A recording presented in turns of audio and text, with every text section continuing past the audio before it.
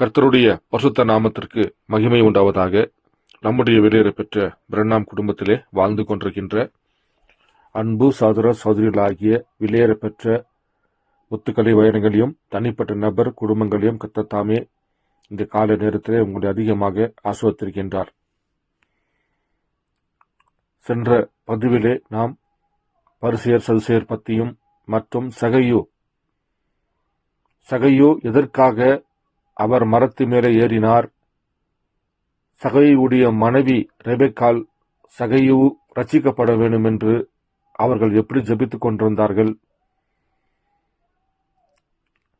சகையோ மரத்தின் மேல் ஏறினதற்கு காரணம் என்ன, நான் மரத்து மேல் அமர்ந்து கொண்டு இலையெல்லாம் சுத்தி என்னை மறைத்துக் கொள்கின்ற பொழுது இந்த இயேசு உண்மையான தேவனாக மெசியாவாக இருப்பார் என்றால் என்னிடத்தில் கடந்து வருகின்ற பொழுது அவர் என்னை கூப்பிட வேண்டும் என்று தான் அவன் மரத்து மேலே அமர்ந்து கொண்டிருந்தான் என்பதை பற்றி 3 பதிவுகளாக சகையை பற்றியும் மற்றும் பரிசேயருடைய காரியங்களை பற்றியும் நாம் நன்றாக புரிந்து கொள்ளும்படியாக தேவன் நமக்கு கிருபை செய்தார். அதற்காக நாம் தேவனுக்கு நன்றி செலுத்துவோம். இன்றைக்கு நாம் வாசிக்கப்பட வேண்டிய வேத பகுதி யாத்திராகமம் 28வது அதிகாரம் 3 முதல் 6 வரைக்கும் நான் கொஞ்சம் வாசிக்கிறேன். ஆரோன் எனக்கு ஆசாரிய ஊழியம் செய்யத்தக்கதாக அவனை பசுத்தப்படுத்தும்படி அவனுக்கு வஸ்திரங்களை உண்டாக்கும் பொருட்டு நான் ஞானத்தின் ஆவியால் நிரப்பின விவேகமான இருதயமுள்ள யாவரோடும் நீ சொல்வாயாக. அவர்கள் உண்டாக்க வேண்டிய வஸ்திரங்களாவன மார்பதக்கம், யோபோத்தும், அங்கியும், விசித்திரமான உள்சட்டையும், பாகையும், இடைக்கச்சியுமே. உன் சகோதரனாகிய ஆரோன் எனக்கு ஆசாரிய ஊழியம் செய்யும்படி அவனுக்கும் அவன் குமாரருக்கும் பசுத்த வஸ்திரங்களை உண்டு பண்ண வேண்டும். அவர்கள் பொன்னும் இளநீல நூலும் இரத்தாம்பர நூலும் சிவப்பு நூலும் மெல்லிய பஞ்சு நூலும் சேகரிப்பார்களாக. யோபோத்தை பொன்னினாலும் இளநீல நூலினாலும் இரத்தாம்பர நூலாலும் சிவப்பு நூலாலும் திரித்து மெல்லிய பஞ்சு நூலாலும் விசித்திர வேலையாய் செய்ய கடவார்கள். ஆமீன். இப்போ பார்ப்பீரென்றால் இதற்கு நாம் தெரிந்து கொள்ளப்பட்ட தலைப்பு ஏபோத். அப்ப இந்த ஏபோத் என்றால் என்ன?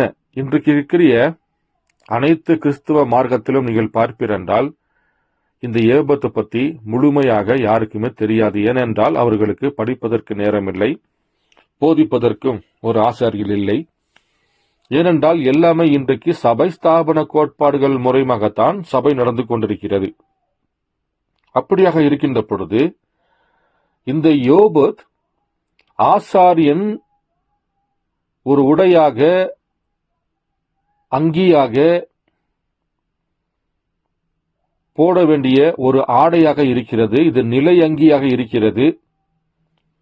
ஆனால் இது காலங்காலமாக செல்ல பாருங்கள், யோபோத்தை ஒரு பாகாலுக்கு அவர்கள் போட்டு அதை பாகாலாக மாற்றிவிட்டார்கள். இன்றைக்கு நீங்கள் அநேக இந்து கோயில்களை நீங்கள் பார்க்கலாம். அங்கே ஆசரிப்பு கூடத்தின் தன்மைகள் அப்படியே அங்கே இருக்கும்.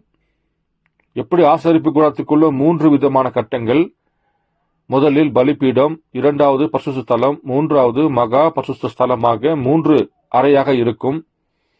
அதே போல நீங்கள் இன்று கோயிலை பாருங்க, முதல்ல பலிபீடம் நந்தி வச்சிருப்பாங்க, அது பலிக்கு அடையாளம்.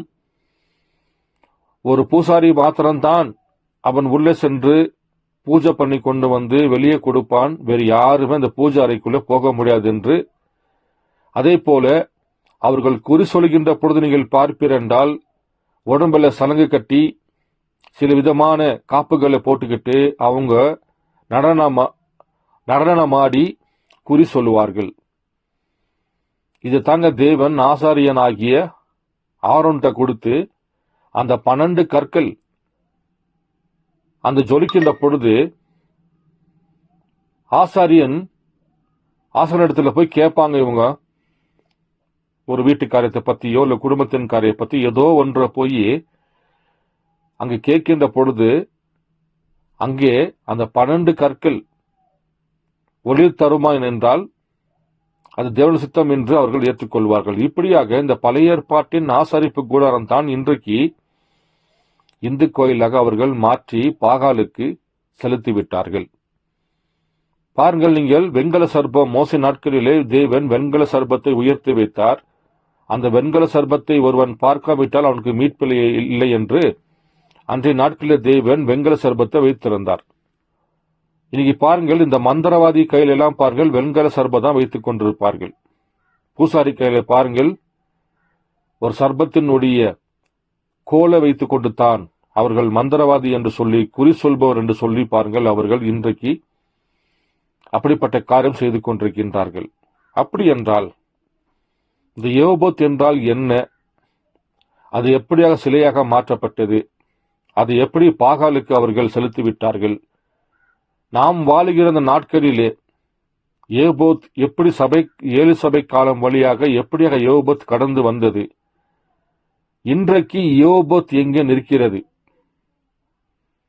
என்பது பற்றி நாம் அறிந்து கொள்ள கர்த்தர் நம்மளுக்கு உதவி செய்வாராக. பாருங்கள், யாத்திராகமம் 28 அதிகாரம் 5வது வசனத்தை நான் வாசிக்கிறேன். அதாவது, இந்த யோபத் என்பது ஒரு ஆசாரியன் ஆடையாக, நிலை அங்கியாக போட்டுக்கொள்கிற ஒரு ஆடையாக இருந்தது. அந்த ஆடையிலே சில விதமான சித்திர வேலைகள் செய்யும்படியாகத்தான் தேவன் கட்டளை கொடுத்தார். அது என்னவென்று நீங்கள் பார்ப்பீர் என்றால், நான் 4வது வசனத்தை வாசிக்கிறேன். அவர்கள் உண்டாக்க வேண்டிய வஸ்திரங்கள் ஆவன மார்பதக்கம், யோபோத்தும், அங்கியும், விசித்திரமான உள்சட்டையும், பாகையும், இடைக்கட்சியுமே. உன் சகோதரனாகிய ஆரோன் எனக்கு ஆசாரிய ஊழியம் செய்யும்படி அவனுக்கும் அவன் குமாரருக்கும் பசுத்த வஸ்திரங்களை உண்டு பண்ண வேண்டும். அப்போ தேவனுக்கென்று ஊழியம் செய்கின்ற அந்த ஆசாரியன் தேவனுடைய சமூகத்திற்கு வருகின்ற பொழுது அவன் இந்த ஆடையை, இந்த வஸ்திரத்தை போட்டிட்டு வர வேண்டும் என்று தான் தேவன் கட்டளை கொடுத்தார். அந்த ஆடை எப்படியெல்லாம் இருக்கணும் என்று பாருங்கள். 5வது வசனத்தை வாசிக்கிறேன். அவர்கள் பொன்னும், இளநீல நூலும், இரத்தாம்பர நூலும், சிவப்பு நூலும், மெல்லிய பஞ்சு நூலும் சேகரிப்பார்களாக. அப்ப அந்த ஆடையிலே இந்த விதமான காரியங்கள் சித்திர வேலைப்பாடாக செய்ய வேண்டும் என்று தான் தேவன் ஆசனுடைய உடைக்கு, வஸ்திரத்துக்கு தேவன் இந்த கட்டளை கொடுத்திருக்கின்றார். அப்படி ஆராசனம் யோபத்தையும் பொன்னினால், இளநூலாலும், இரத்தாம்பர நூலாலும், சிவப்பு நூலாலும், திருத்த மெல்லிய பஞ்சு நூலாலும் விசித்திர வேலையாய் செய்ய கடுவார்கள். அப்ப இந்த யோபத் என்பது என்ன? ஒரு ஆசாரியன் போட்டுக்கொள்கிற ஒரு ஆடை. அந்த ஆடையிலே தேவன் சில சித்திர வேலையாக இந்த இளநூல நூலகம் பொன்னினாலும் இப்படியெல்லாம் நீங்கள் பண்ணிட்டுத்தான் என் சமூகத்துக்கு முன்பாக ஒரு ஆசாரியன் உள்ள வருகின்ற பொழுது அவன் போடுகிற ஒரு ஆடையாக இருக்க வேண்டும் என்று தான் வேதம் போதிக்கிறது. அது மாத்திரமல்ல, தகசு தோல் எடுத்து அந்த தகசு தோல்ல 12 கற்கள் பதிக்கும்படியாக அந்த 12 கற்களும் பாருங்கள் தேவனுடைய கோத்திரங்களாக 12 கோத்திரங்களாக இருக்கிறது. இதையெல்லாம் அந்த ஆரோன் ஆசாரியனாக உள்ள ஊழியம் செய்கின்ற பொழுது இதை அவர் தரித்துக் கொள்ள வேண்டும் என்று தான் வேதம் போதிக்கிறது. அப்படி என்றால் யோபோத் என்றால் கர்த்தருடைய தன்மைகள். அது ஒரு நிலை அங்கி, ஒரு ஆசாரியன் போட வேண்டிய ஒரு அங்கியாக இருக்கிறது. ஆனால் இந்த அங்கியை அவர்கள் என்ன செய்து விட்டார்கள் பாருங்கள். சில காரியத்தை நான் வாசிக்கிறேன். பொன் எதை குறிக்கிறது என்றால் தெய்வீக தன்மையை குறிக்கிறது. அதாவது இந்த ஆரோனுடைய ஆடையில போடக்கூடிய 5 விதமான தன்மைகள் நான் வாசித்தேன். இப்பொழுது பொன்னும், இளநீல நூலும், இரத்தாம்பர நூலும், சிவப்பு நூலும், மெல்லிய பஞ்சு நூலும் சேகரிப்பார்களாக. அப்ப இந்த பொன் என்பது தெய்வீக தன்மையை குறிக்கிறது. நீலம் என்பது பரலோகத்தை குறிக்கிறது. இரத்தாம்பரம் என்பது ராஜரிகத்தை குறிக்கிறது. சிவப்பு நூல் என்பது பலியை குறிக்கிறது. மெல்லிய பஞ்சு நூல் என்பது நீதியை குறிக்கிறது. அப்போ இந்த 5 பாருங்கள், 5 இந்த 5ஐயும் பார்ப்பீர் என்றால் அது கர்த்தருடைய தன்மைகள். அது கிருபையாக பாருங்கள், இது கர்த்தருடைய தன்மைகளை வெளிப்படுத்தி காண்பிக்கிறது. இப்படியாகத்தான் தேவன் யோபோத்தை ஆசாரியன் போடக்கூடிய ஒரு நிலை அங்கியாக அவருடைய ஊழியம் செய்வதற்காக ஆசாரியன் தரித்துக் கொள்ள வேண்டிய ஒரு ஆடையைத்தான் யோபோத் என்று வேதம் போதிக்கிறது. ஆனால் இந்த யோபத்தை என்ன செய்து விட்டார்கள் ஜனங்கள்? ஒவ்வொரு காலம் மாற மாற இவர்கள் அதை பாகாலுக்கு செலுத்திவிட்டார்கள். எப்படி செலுத்தினார்கள் என்பதை பற்றி நான் உங்களுக்கு வாசிக்கிறேன். நியாயாதிபதி புஸ்தகம் 6வது அதிகாரம்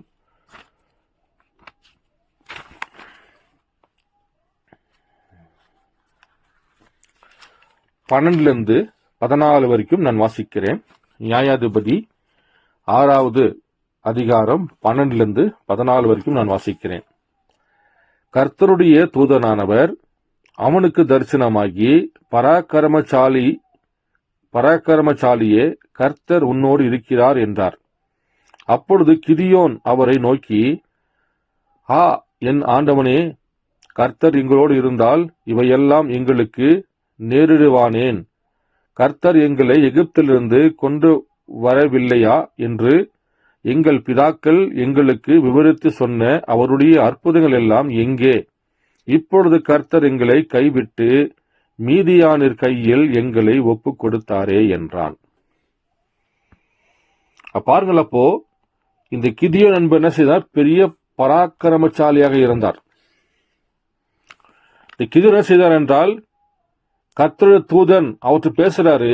கர்த்தருடைய தூதன் அவனிடத்தில் தரிசனமாகி, பராக்கிரமசாலியே, கர்த்தர் உன்னோடு இருக்கிறார் என்றார். அப்பொழுது கிதியோன் அவரை நோக்கி, என் ஆண்டவரே, கர்த்தர் எங்களோடு இருந்தால் இவையெல்லாம் எங்களுக்கு நேரிடுவானேன்? கர்த்தர் எங்களை எகிப்திலிருந்து கொண்டு வரவில்லையா என்று எங்கள் பிதாக்கள் எங்களுக்கு விவரித்து சொன்ன அவருடைய அற்புதங்கள் எங்கே? இப்பொழுது கர்த்தர் எங்களை கைவிட்டு மீதியான் கையில் எங்களை ஒப்புக் கொடுத்தாரே என்றான். அப்போ இந்த கிதியோன் வாழ்ந்த நாட்கள் நீங்கள் பார்ப்பீர் என்றால், கிதியோன் நாட்களிலே தேவன் இஸ்ரவேல் ஜனங்களே மீதியானுடைய கைக்கு அவர்களை ஒப்பு வைத்து விட்டார்கள். அவர் ஒப்பு தருகின்ற பொழுது கிதியோன் அங்கு நின்று கொண்டு தேவனுக்கு விரோதமான ஒரு காரியத்தை கிதியோன் அங்கே செய்கின்றார். அப்படி என்ன செய்கிறார் என்பதை பற்றி 8ஆம் அதிகாரம், நியாயாதிபதி 8ஆம் அதிகாரம் 22-23 நான் வாசிக்கிறேன். அப்பொழுது இஸ்ரவேல் மனுஷர் கிதியோன் நோக்கி, நீர் எங்களை மீதியானருக்கு கைக்கு நீங்களாக்கி விட்டபடியினால் நீரும் உம்முடைய குமாரரும் உம்முடைய குமாரின் குமாரனும் எங்களை ஆளக் கடவீர்கள் என்றார்கள். அதற்கு கிதியோன், நான் உங்களை ஆளமாட்டேன் என, குமாரனும் உங்களை ஆளமாட்டான், கர்த்தரே உங்களை ஆளுவாராக என்றான். பாருங்கள், அதுக்கு முன்பாக நியாயாதிபதி 6ஆம் அதிகாரம் 14 வாசிக்கிறேன். ஏற்கனவே 12-13 வாசித்தேன். கர்த்தர் அவர்களை மீதியான் கைக்கு ஒப்பு கொடுத்து விட்டார். 14 வசனம், அப்பொழுது கர்த்தர் அவரை நோக்கி பார்த்து, உனக்கு இருக்கிற இந்த பலத்தோடு போ, நீ இஸ்ரவேல் மீதியானவர் கைக்கு நீங்களாக்கி ரட்சிப்பாய், உன்னை அனுப்புகிறவர் நான் அல்லவா என்றார். அதற்கு அவன், என் ஆண்டவரே, நான் இஸ்ரவேலை எதனாலே ரட்சிப்பேன்? இதோ மனேசையில் என் குடும்பமும் மிகவும் எளியது, என் தகப்பன் வீட்டில் நான் எல்லாரிலும் சிறியவன் என்றான்.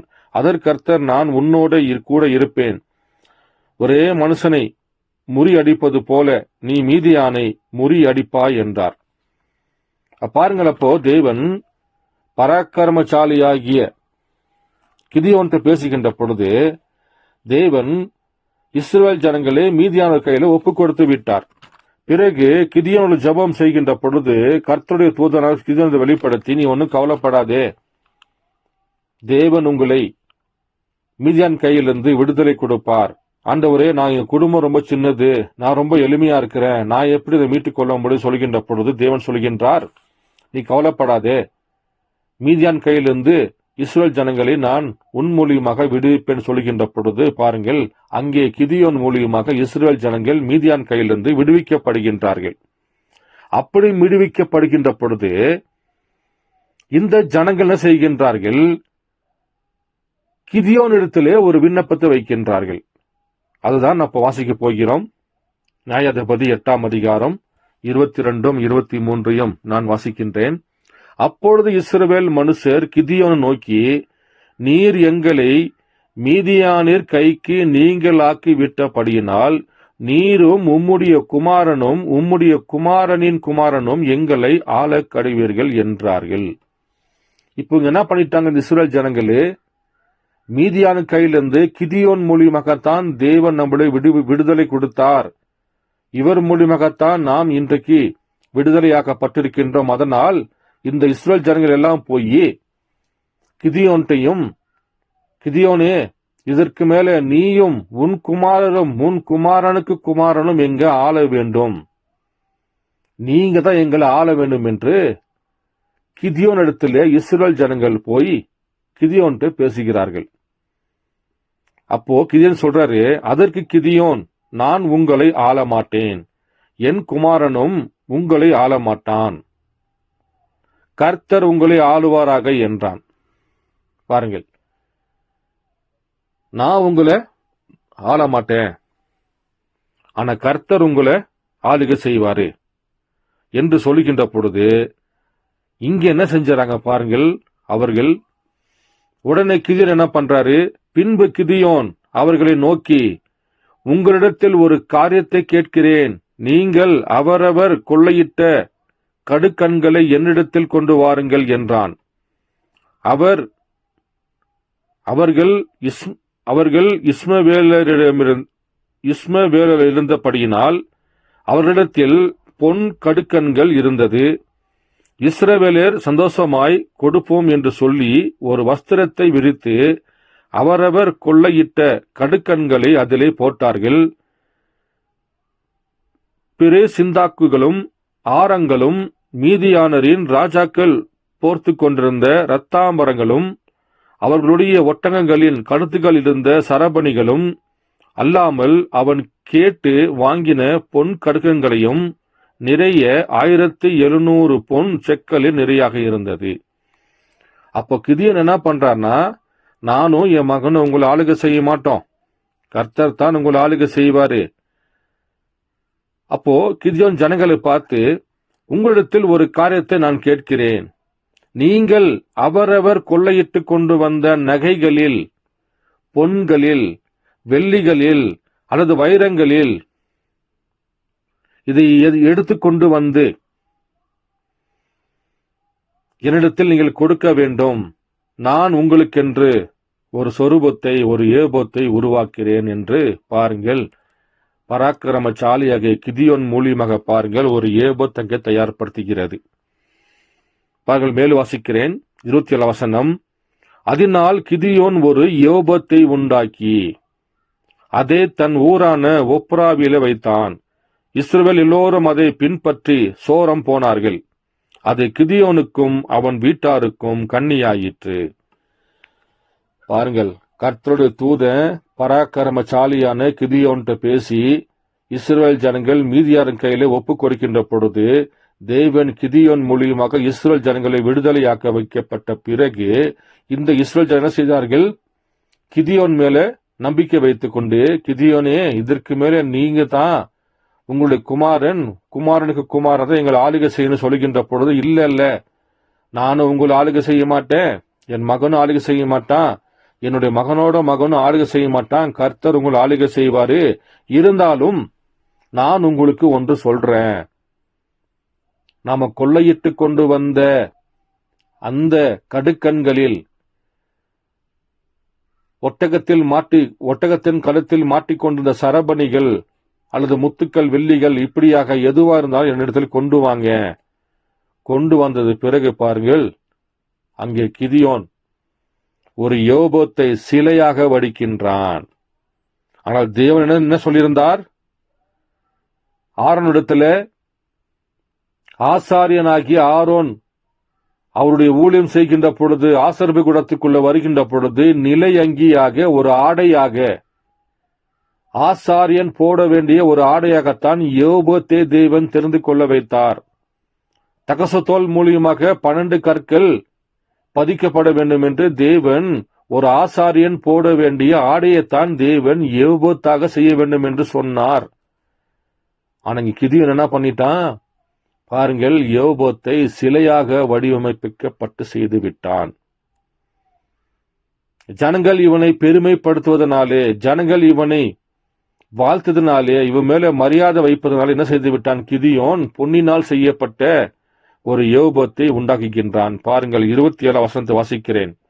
அதனால் கிதியோன் ஒரு ஏபோத்தை உண்டாக்கி அதை தன் ஊரான ஒப்ராவில வைத்தான்.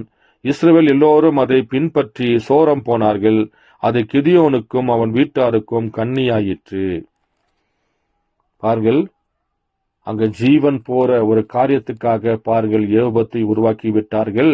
அது இஸ்ரவேல் ஜனங்களுக்கும் கண்ணியாகி விட்டது, கிதியோனுக்கும் கண்ணியாகி விட்டது, கிதியோனோட குடும்பத்துக்கும் பாருங்கள் அது கண்ணியாகி விட்டது. ஏனென்றால் தேவன் சொன்ன வார்த்தைக்கு பதிலாக இவர்கள் ஒரு ஏபோத்தை பாகாலாக உருவாக்கி விட்டார்கள். ஒரு ஆசாரியன் போட வேண்டிய நிலை அங்கி ஆகிய வஸ்திரத்தை, தேவன் ஏபோத்தாக செய்ய வேண்டிய வஸ்திரத்தை கிதியோன் என்ன செய்து விட்டான்? அவன் ஒரு சிலையாக, ஒரு சிலை வழிபாடாக, ஒரு சொரூபமாக பாருங்கள் அவன் உருவாக்கி விட்டான். அதுவே அவனுக்கும் அவன் குடும்பங்களுக்கும் நாட்டு மக்களுக்கும் கண்ணியாக மாறிவிட்டது. அப்போ தேவன் சும்மா விடுவாரா? பாருங்கள் 33வது வசனத்தை வாசிக்கிறேன். அதேதான் நியாயாதிபதி 8வது அதிகாரம் 33வது வசனத்தை நான் வாசிக்கின்றேன். கிதியோன் மரித்த பின் இஸ்ரவேல் புத்திரர் திரும்பவும் பாகால்களை பின்பற்றி சோரம் போய் பாகால் பேரித்தை தங்களுக்கு தேவனாக வைத்துக் கொண்டார்கள். அப்போ இந்த மாதிரியான கிதியோன் ஏபோத்தை உண்டாக்கின்ற பொழுது தேவன் கிதியோனை கொன்று போடுகின்றார். கிதியோன் மரித்த பின்பு இஸ்ரவேல் புத்திரர் என்ன செஞ்சாங்க? திரும்பவும் பாகால்களை பின்பற்றி சோரம் போய் பாகால் பேரித்தை தங்களுக்கு தேவனாக வைத்துக் கொண்டார்கள். என்ன பண்ணிட்டாங்க பாருங்க. ஏபோத் ஆகிய நிலையங்கி ஆகிய அதுக்கு பதிலாக கிதியோன் மூலியமாக வருகின்ற பொழுது அந்த ஏபோத்தை பாருங்கள் சிலையாக செய்து விட்டார்கள். அது அவனுக்கு கண்ணியாக இருந்தது. அவன் மரித்தும் இஸ்ரவேல் ஜனங்கள் சோரம் போய் கூட கிதியோனுக்கு அப்புறமா வந்த பிள்ளைகள் நீங்கள் பார்ப்பீர் என்றால் திரும்பவும் பாகாலை கும்பிட ஆரம்பித்து விட்டார்கள். தேவனுடைய வார்த்தையை மறுதலித்து விட்டார்கள். திருப்பியும் தேவன் என்ன செய்கின்றார்? கிதியோனுக்கு அப்புறம் பாருங்கள் எப்தா வருகிறார்கள். எப்தாவும் தேவனுக்கு என்று உத்தமமான வாழ்க்கையை வாழ்ந்தார். அதுக்கப்புறம் இப்சான் என்று சொல்லக்கூடிய அவரும் அங்கே வருகிறார். அவரும் கர்த்தருக்கு என்று ஒரு உண்மையான வாழ்க்கையை வாழ்ந்தார்.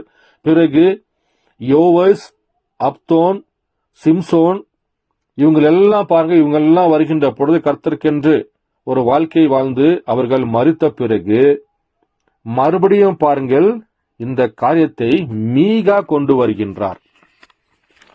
பாருங்கள், கிதியோன் மரித்த பிறகு எப்தா, இப்சான், ஏவோஸ், அப்தோன், சிம்சோன் இவங்களெல்லாம் கர்த்தருக்கென்று ஒரு உண்மையான ஒரு வாழ்க்கையை வாழ்ந்து கொண்டு வருகின்ற பிறகு மீகா என சொல்லக்கூடிய ஒருவன் மூலியமாக மறுபடியும் பாருங்கள் அங்கே சிலை வழிபாடு அங்கே ஆரம்பிக்கிறது.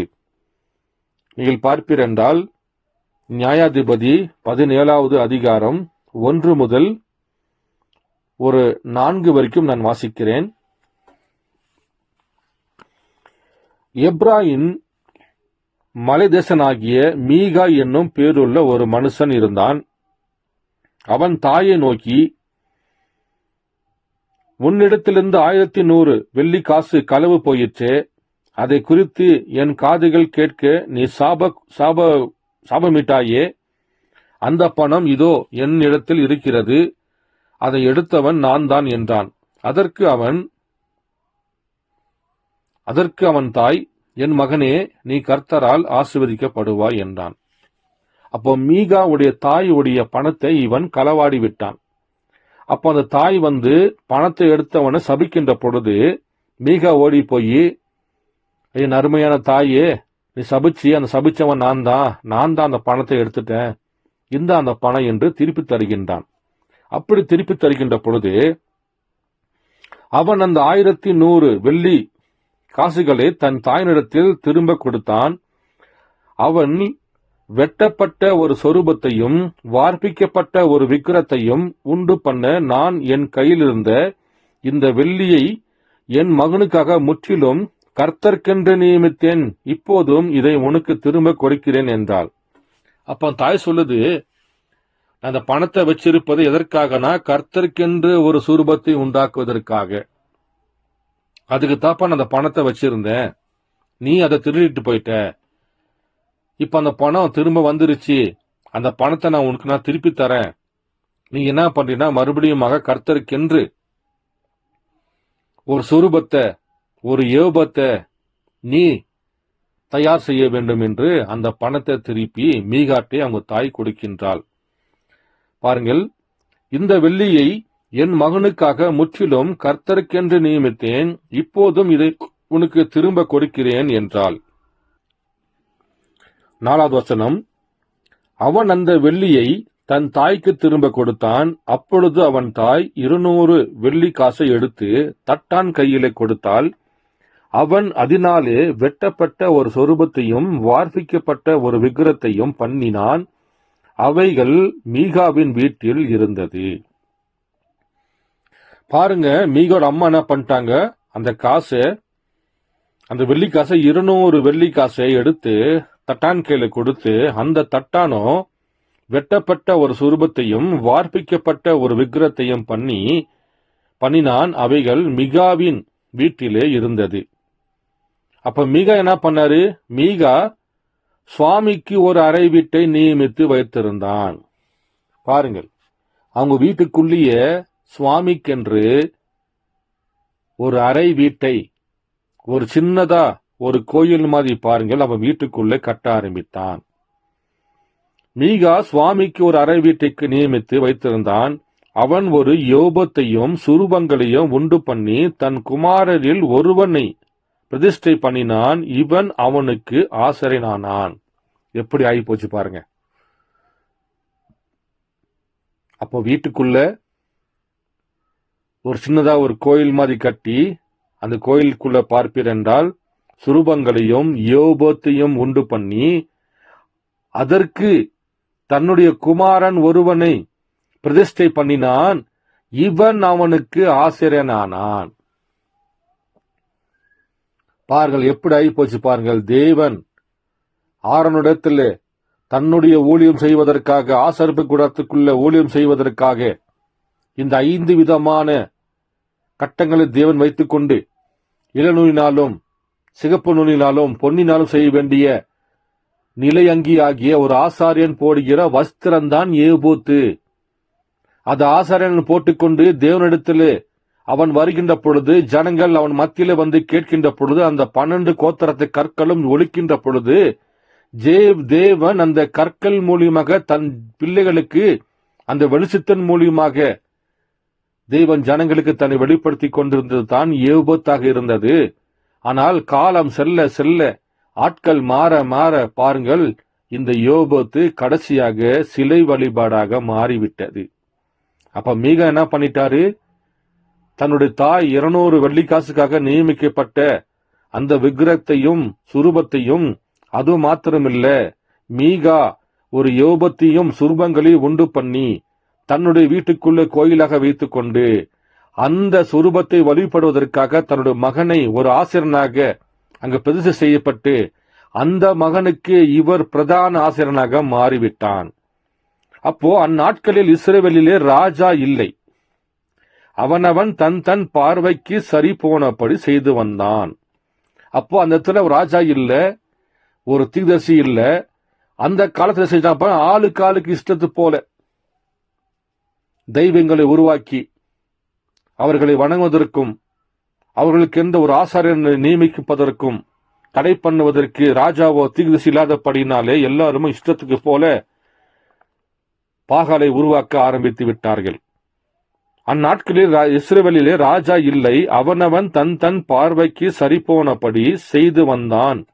யூதாவில் உள்ள பெத்லெகேம் ஊரானும் லேவியுமான ஒரு வாலிபன் அங்கே தங்கியிருந்தான். பாருங்கள், தேவன் பிறந்த இடத்துல, அந்த இடத்திலிருந்து ஒரு யூதன் வருகின்றான். யூதாவில் உள்ள பெத்லெகேம் ஊரானும் லேவியனுமான ஒரு வாலிபன் அங்கே தங்கியிருந்தான்.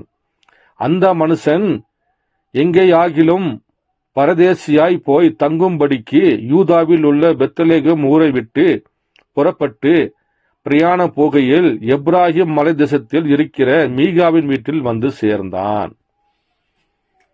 பாருங்கள், யூதாவில் உள்ள பெத்லெகேம் உள்ள ஒரு லேவியன் ஆகிய பாருங்கள், அந்த ஒரு வாலிபன் எங்காவது போய் பரதேசியா போய் தங்கி ஏதோ ஒரு வேலை செய்யலாம் என்று அவன் பெத்லெகேம் சொல்லக்கூடிய அந்த ஊரை விட்டு புறப்பட்டு பிரயாணம் போகிறையில அவனை செய்துதான் எப்ராஹிம் மலைதேசத்தில் இருக்கிற மீகாவின் வீட்டுக்கு வந்து சேர்ந்து விட்டான். அவன் ஒரு லேவியனாக இருந்தான். அவன் பெத்லெகேமிலிருந்து ஒரு பொழப்பை தேடி எங்காவது போய் பொழைச்சிக்கலாம் அப்படி என்று வருகின்ற பொழுது அவனை செஞ்சுட்டான். இந்த மீகாயின் வீட்டுக்குள்ளே மீகாயன் வீட்டுக்கிட்ட வருகின்ற பொழுது அப்ப மீகா சும்மா விடுவாரா? அப்ப மீகா என்ன பண்ணிட்டாரு?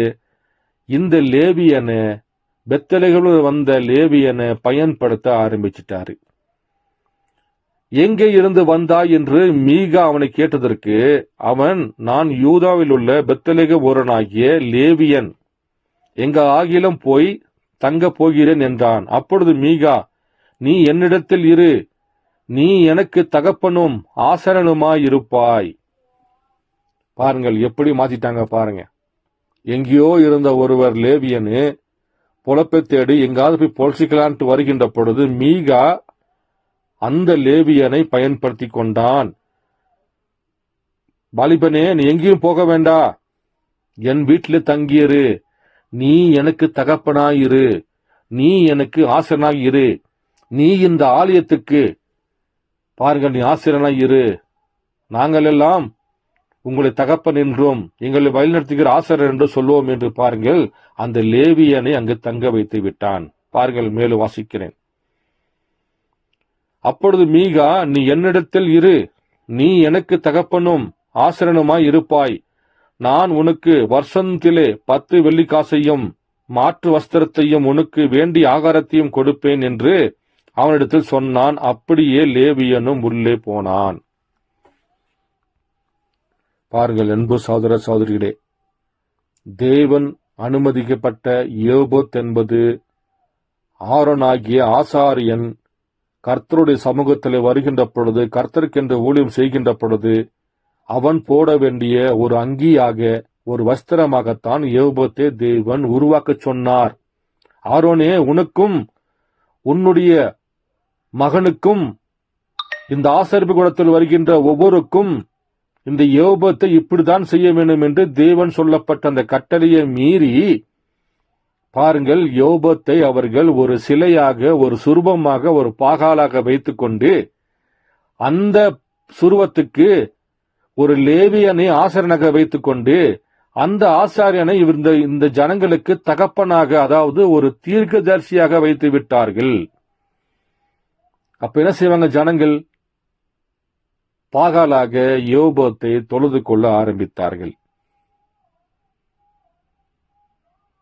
எப்படியெல்லாம் பாருங்கள், கர்த்தருடைய வார்த்தையை மறுதலித்து ஜனங்கள் தேவனுக்கு செய்ய வேண்டிய ஒரு ஆராதனையை பாகாலுக்கும் விக்கிரக ஆராதனைக்கும் சிலைக்கும் யோபத்தை ஒரு சிலையாக உருவாக்கி கர்த்தருக்கு அருவருப்பான காரியங்களை செய்ய ஆரம்பித்து விட்டார்கள். பிறகு இந்த யோபத் எப்படியாக மாறுகிறது என்பதை அடுத்த பதிவில் நாம் பார்ப்போம்.